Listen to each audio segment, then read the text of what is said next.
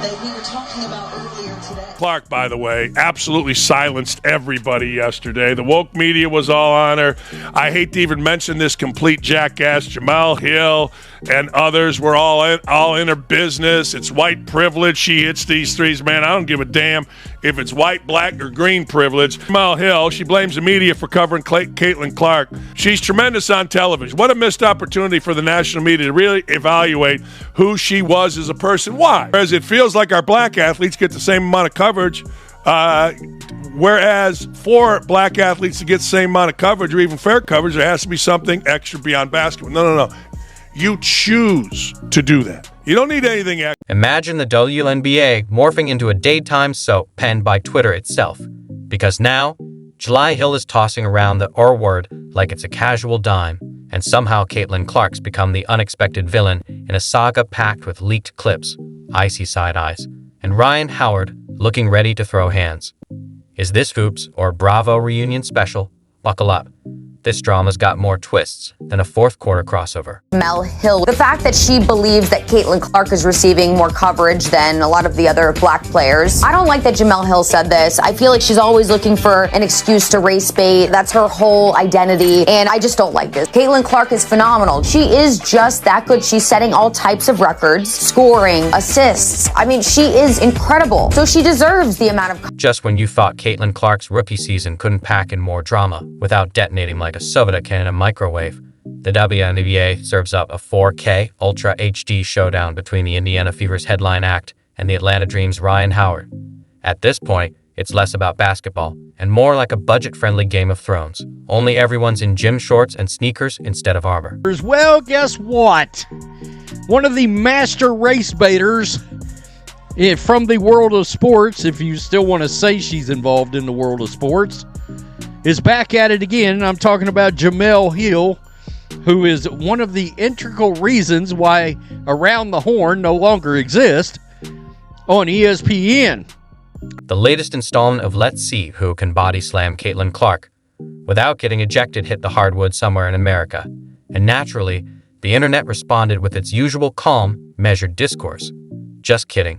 They doused it in gasoline and drop-kicked it into a volcano. Person that's been definitely weighing in on this Caitlin Clark drama has been Jamel Hill. This is season 2 of Caitlin Clark and the Fever, and now we have a new Jamel Hill rant. She is one person that's been pretty vocal about everything. The Angel Reese situation, now this Rhyne Howard thing, which I thought was not a big deal whatsoever.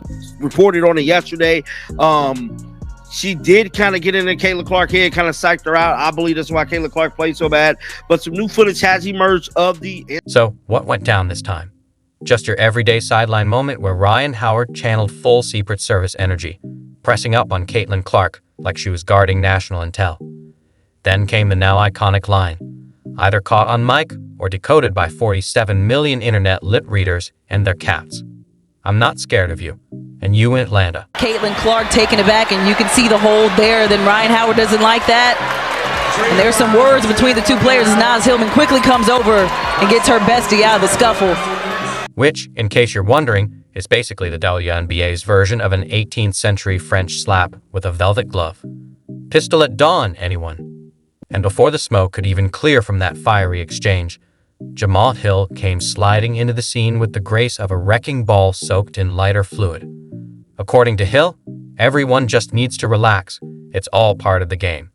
You know, the kind of competition that comes fully loaded with body checks, calculated bumps, and the occasional round of psychological warfare. We're going to be talking about something that was an interesting one. It was a really, really interesting one, and it was the kind of interactions between Rhyne Howard and Caitlin Clark. And if we're going to be honest, Rhyne Howard 100% got the better. Rhyne Howard, no ifs, ands, or buts about it, got the better of Caitlin Clark today on both ends of the floor. But these were some hilarious responses. So Caitlin Clark and Rhyne Howard get into it here. So Rhyne Howard he was fouling Caitlin Clark the whole game and is going into Caitlin Clark coming back to Rhyne Howard. I'm not scared of you. Apparently, Caitlin Clark isn't being targeted, just going through some character development. You know, the kind that involves elbows to the kidneys and defense like she owes someone money. But no, this isn't about race. Except now it kind of is. Gemald Hill implied the concern over Clark might be more about her being white than her being the league's biggest draw getting tackled every night. Her fans nodded in agreement like she just solved WNBA Twitter. Meanwhile, people actually watching the game started wondering if Hill was tuned into the same league or just freelancing hot takes with a box of crayons. I have to talk about this. The post from Brittany Griner, and I don't. One thing I don't understand is that, like, there is some kind of flimsy evidence, I guess. Like, we're not lip readers. We're not lip readers. She probably says trash. Like, it sounds like she has said. It looks like what it apparently says is effing. Let's be real. Caitlin Clark can score 30 points and still get blamed for just breathing near someone. And the coaching? It's not WNBA chaos by accident. Coaches are calling plays like Amber, full court presser, Jada, hip checker, Megan, give her the death stare. The goal: stop Clark, stop the fever, and maybe get 5 seconds on SportsCenter before switching back to LeBron's workout. This isn't defense. It's an exorcism. Players swatting at her like a mosquito, tangled up like a Mission Impossible stunt. Elbow rules, all in play. To be celebrated, and it's because of Caitlin Clark. Don't get it twisted. Don't get it Caitlin Clark. Don't get it twisted. Don't get it fucked up.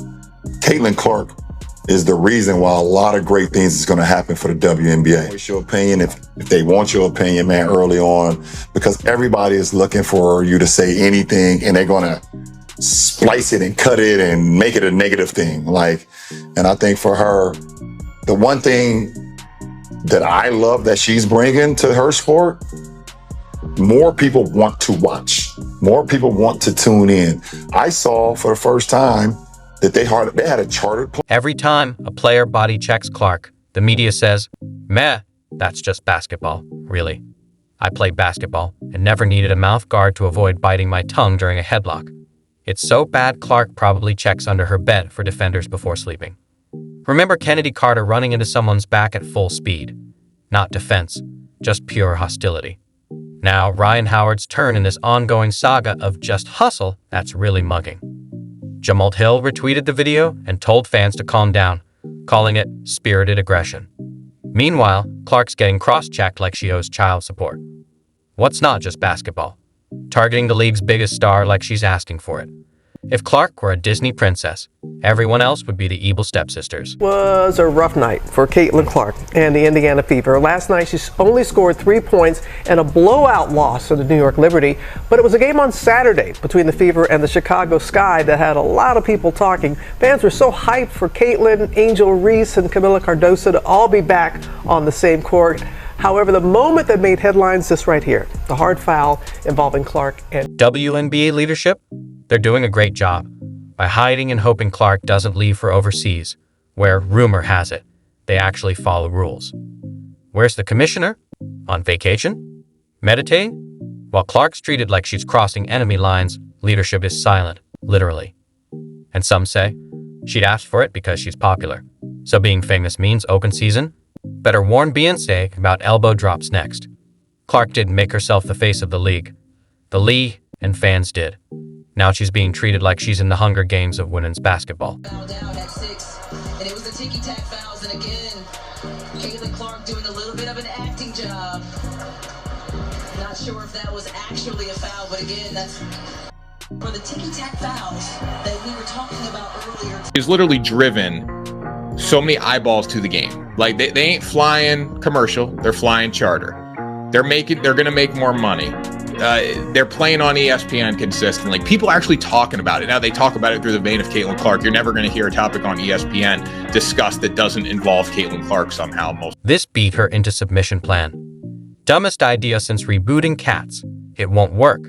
If Clark gets hurt or leaves, she'll go to Europe, score 50 points a game, and face real defense. Worse, she'll take millions of fans with her, the ones who made the WNBA exciting again. Losing her means losing those fans too. The league will be stuck with low-view games no one watches. This isn't about protecting Clark as a princess.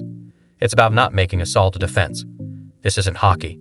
No need to fight every time someone hits a three. Clark's treatment by other players on the court is just getting to be egregious. Because as we saw Trinity Carter, she hip-checked Caitlin Clark from behind. At the same time calling her the B word. You could see Angel Reese over on the sideline cheering. This is treatment that Caitlin Clark is receiving for very specific reasons. I think we really need to focus on the race part of all of this, because I do believe that if Caitlin Clark were this amazing and she were not white, nobody would have an issue with it. They probably would be propping her up, celebrating her greatness. And another question that I keep asking myself when reading the coverage on this is what would happen if the roles were... Clark should be challenged. She's a pro.